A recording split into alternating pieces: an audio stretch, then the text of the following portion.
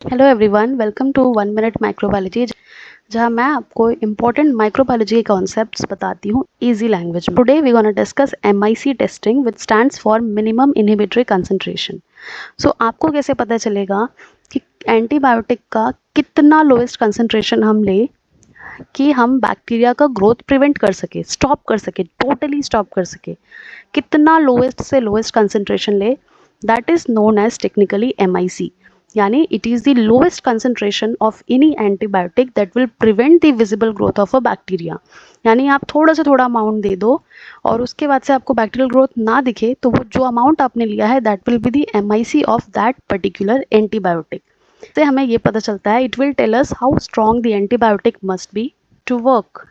अब MIC कैसे देखा जाए, तो इसके 3 मेथड्स हैं, broth dilution method, E test method and इसके अलावा है automated systems like वाइटेक 2।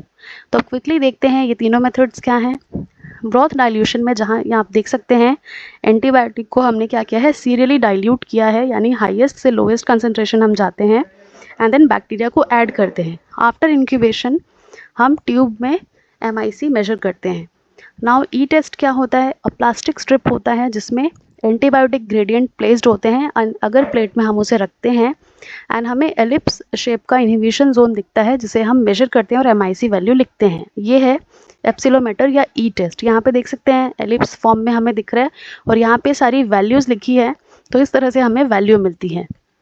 Now third है वाइटेक, जो कि पूरी तरह से ऑटोमेटेड होता है और स्टैंडर्डाइज होता है। MIC रिजल्ट हमें प्रोवाइड करते हैं जिसे हम CLSI के ब्रेक पॉइंट से मेजर करते हैं कि किस बैक्टीरिया का कितना वैल्यू आ रहा है, तो वो इंटरमीडिएट है, रेजिस्टेंट है या फिर हमारा सेंसिटिव है।